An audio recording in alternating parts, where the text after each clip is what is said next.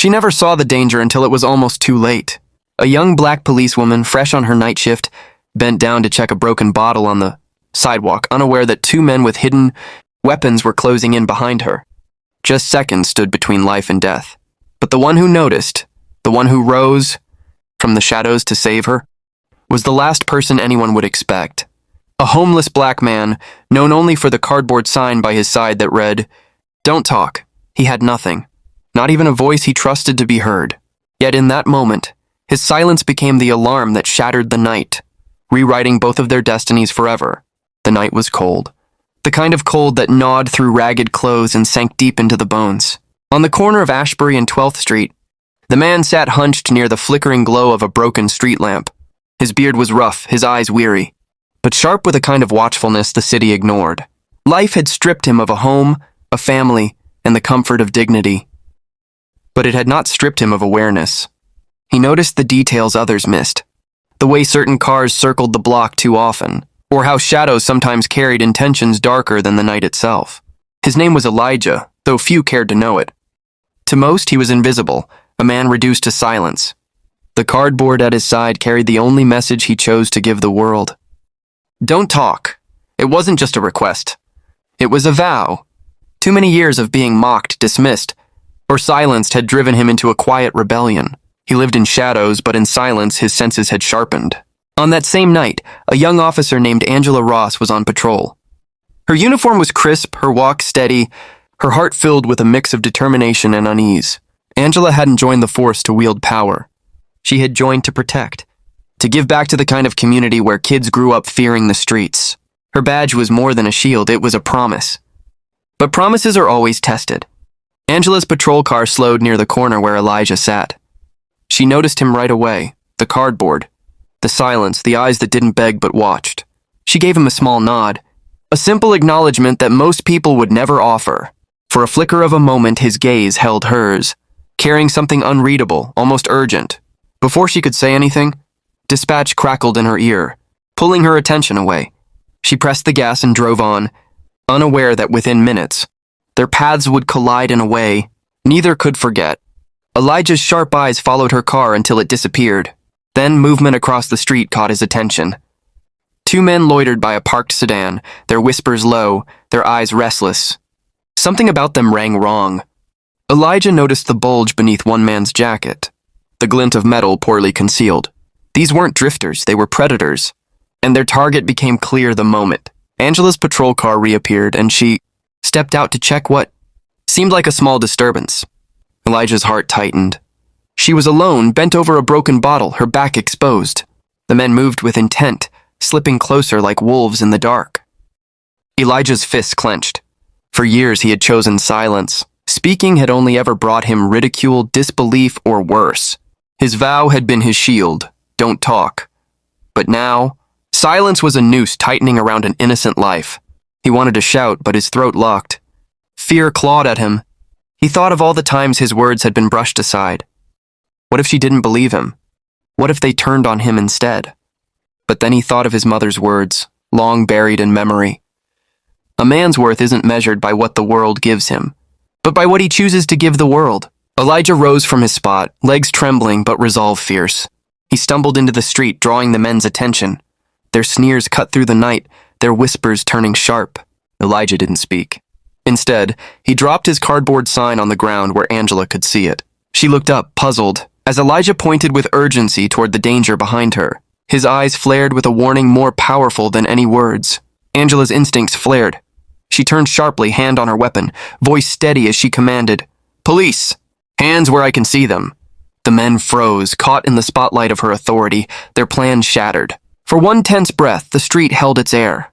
Then, without warning, they bolted, disappearing into the maze of alleys before backup arrived. Angela didn't chase. Her training told her the truth was here, not in the shadows fleeing away. She turned back to Elijah, who stood in the middle of the street. His chest rising and falling with exhaustion and something else, fear mixed with dignity. At his feet lay the cardboard "Don't talk." Angela bent, picked it up, and held it in her hands. Her voice softened. "Don't talk?" she whispered. "Then let me listen." It was the first time in years anyone had spoken to Elijah with respect, instead of contempt. His lips parted, but no sound came. His throat trembled with words locked away too long. For once, he didn't feel invisible. For once, he was seen. Sirens wailed in the distance, growing closer. Angela straightened, her eyes fixed on Elijah, knowing he had just saved her life. Yet she also sensed something deeper in his silence, something buried beneath years of injustice and hurt. She stepped closer, lowering her voice so it carried weight. "Don't disappear on me. Not tonight." Elijah stood frozen. Part of him wanted to retreat back into shadows, into silence. But another part, one long buried, ached to step forward. For the first time in years, he wondered if breaking his silence might finally matter. And as the red and blue lights painted the street, Elijah realized this night was only beginning. The sirens drew nearer until the street lit up with flashing red and blue. Patrol cars screeched to a halt, and uniformed officers spilled out. Weapons ready, scanning the area. Angela raised her hand, signaling all clear, but her eyes never left Elijah. He stood still, ragged and trembling, as though he expected the incoming police to treat him not as a savior, but as a suspect. His history had taught him to brace for the worst.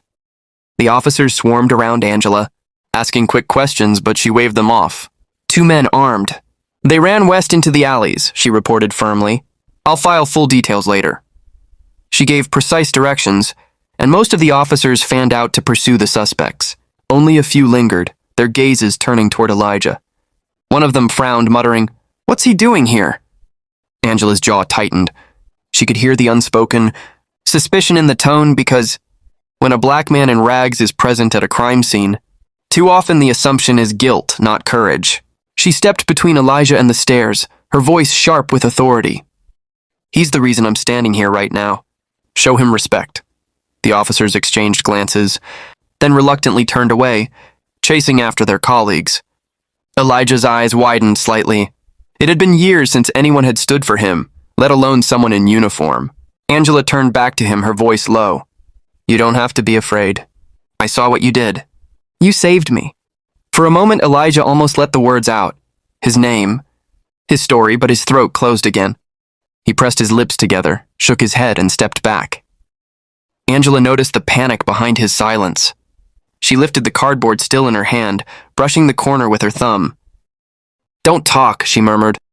"Then let me understand without words. Just stay with me tonight, please." It was not a command. It was an invitation. Something in her tone pierced the walls Elijah had built around himself. Slowly, reluctantly, he nodded.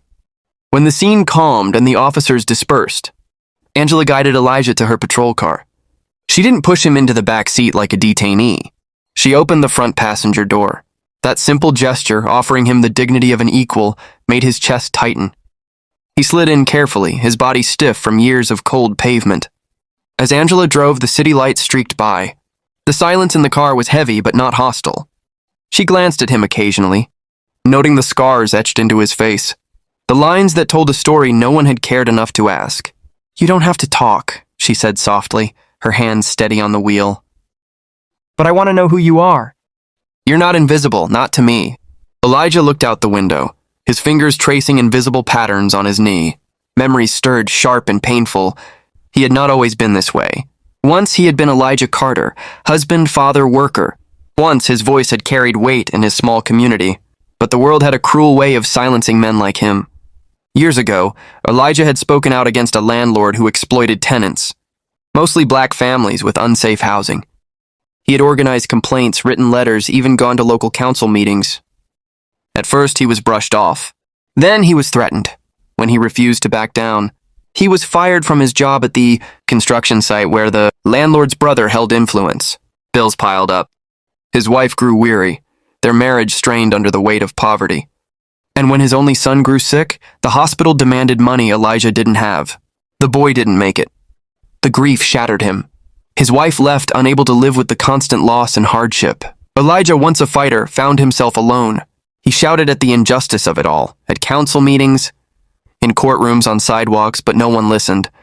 To the world, he was just another black man shouting in anger. His words, his warnings, his pleas, they all dissolved into silence that society imposed on him. So Elijah made his vow, don't talk. If the world refused to hear him, then he would give it nothing. Now, sitting in Angela's car, those memories burned his chest. His vow weighed heavier than ever. But tonight, his silence had not been a surrender. It had been a warning, a shield, a gift that saved a life. And that unsettled him deeply. Angela parked outside the precinct but didn't rush him out. She turned in her seat, her voice gentle. Whatever your story is, it matters. You matter. What you saw tonight, that wasn't random. Those men weren't just street thugs. You noticed them before anyone else. You saw something the rest of us would have missed. Elijah's hands clenched. He wanted to tell her, to explain what he had seen. Not just tonight, but over weeks of sitting silently on those streets. The same sedans circling at odd hours. The same faces loitering near alleys. Deals made in whispers, money exchanged, fear in the eyes of vulnerable people. He had seen too much. And he knew tonight wasn't the first time they had targeted someone in uniform. This was bigger. But his throat betrayed him. No sound came. He slammed his palm against his knee in frustration, his eyes welling with tears. Angela watched quietly, recognizing the battle within him. She didn't press, didn't demand. Instead, she reached into her pocket and pulled out a small notepad. She placed it gently in his lap along with a pen. If you can't talk, maybe you can write. Elijah froze, staring at the paper. His hands trembled as he picked up the pen. The words came slow, jagged, as though the muscles of his memory resisted. But finally, shaky letters appeared. They've been watching. More than tonight. Dangerous.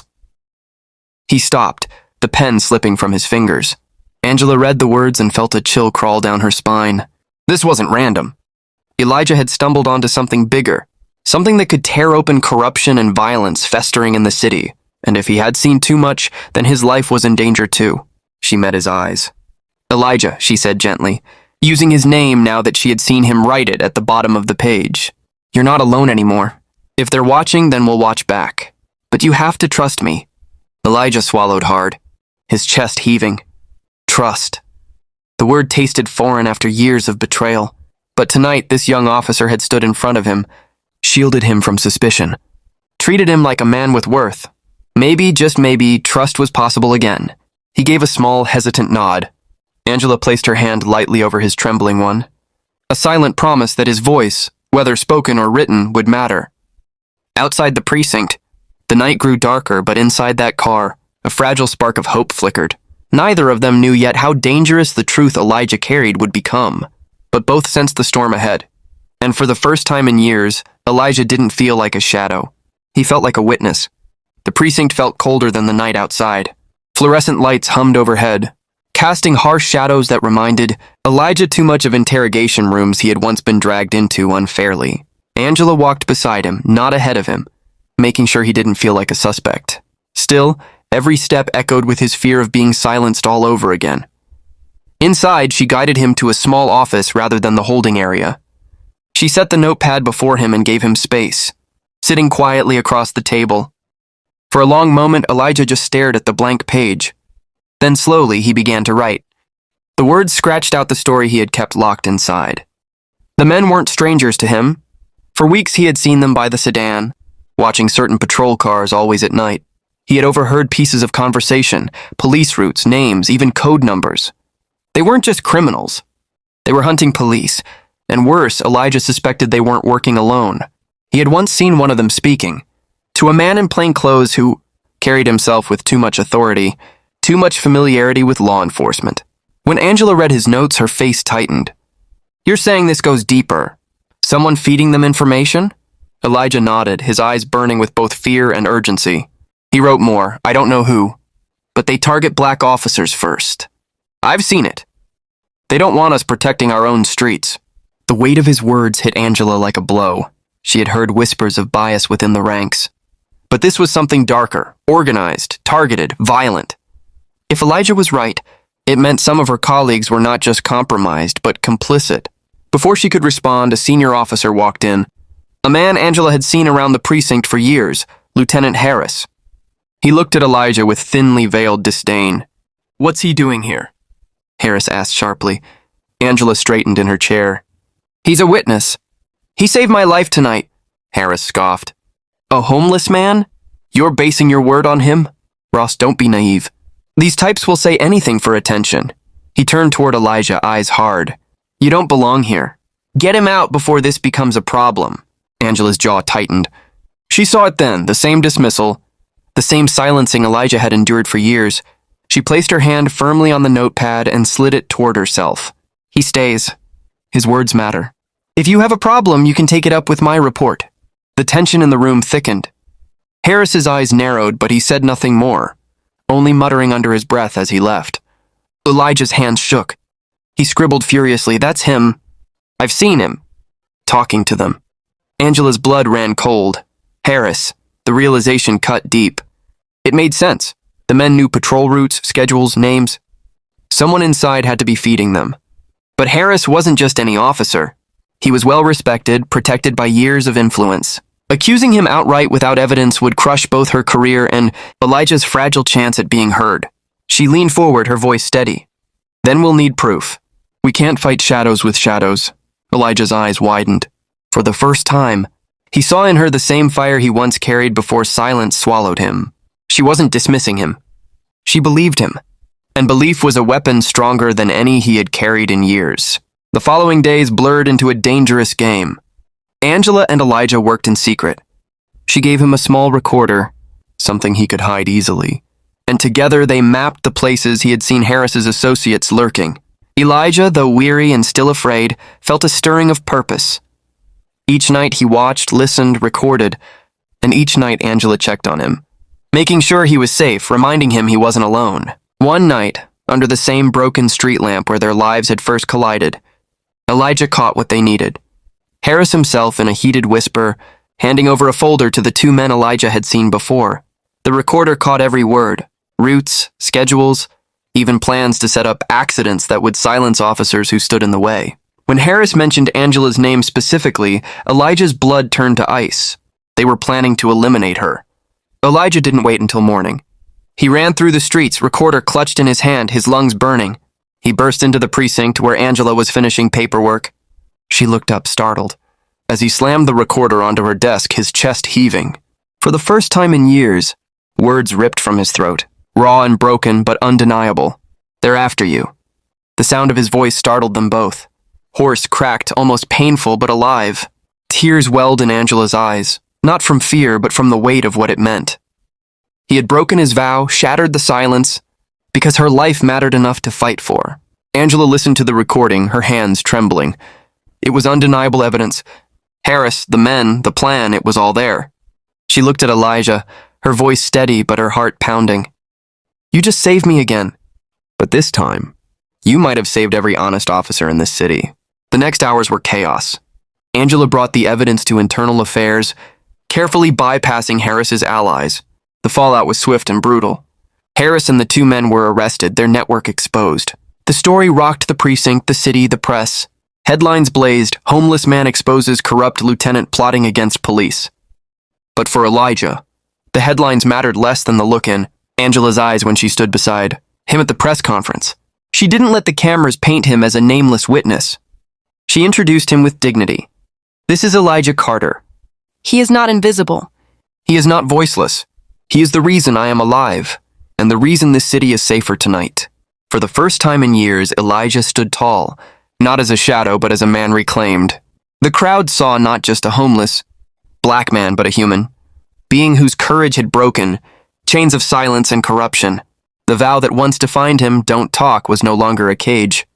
It was a testament to survival, to the strength it took to finally break it when it mattered most. After the press conference, Angela found him sitting quietly outside, away from the flashing lights and noise. She sat beside him just as she had on that first night. "So," she said gently, "was it worth breaking the vow?" Elijah gave a faint smile, his voice raspy but sure. This time, someone listened, and for Elijah Carter, that was enough.